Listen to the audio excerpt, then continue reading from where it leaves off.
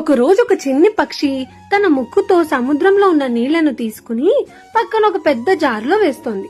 ఇదంతా చూసిన రెండు పక్షులు ఆ పక్షి దగ్గరికి వెళ్లి అసలు ఏం చేస్తున్నావని అడుగుతారు. అప్పుడు ఆ పక్షి ఇలా చెప్తుంది, ఈ సముద్ర గర్భం నా 2 పిల్లల్ని మింగేసింది. అందుకే దీన్ని మొత్తం దీంట్లో నీళ్లన్నీ ఖాళీ చేసేసి దీన్ని ఎండ పెట్టేయాలనుకుంటున్నాను అంటుంది. దానికి ఆ 2 పక్షులు, నువ్వు ఇంత చిన్నిగా ఉన్నావు, ఇదంతా నీ వల్ల అవ్వదు, నువ్వు ఇది చేయాలంటే నీ జీవిత కాలం పడుతుంది అంటారు.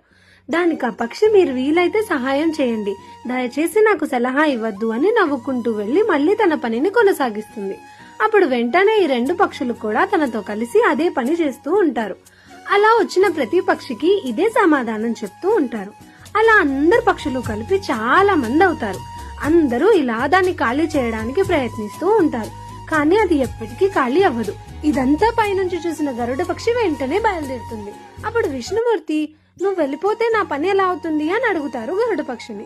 అప్పుడు అది, స్వామి మీరు కూడా వీలైతే సహాయం చేయండి అనుకుని వెళ్ళిపోతుంది. వెళ్లి అది కూడా వీళ్లతో కలిసి దాన్ని ఖాళీ చేయడంలో పడుతుంది.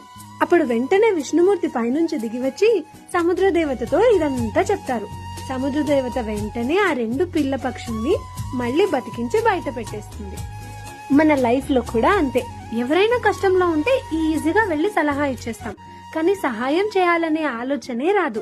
కానీ మనం హెల్ప్ చేస్తే ఆ పని ఇంకా ఈజీగా అవుతుంది. మీరు ఇచ్చే ఐడియా వల్ల వాళ్ళకి కలిగే ఉపయోగమే ఉండదు. ఒక్కసారి ఆలోచించండి. జాగ్రత్త.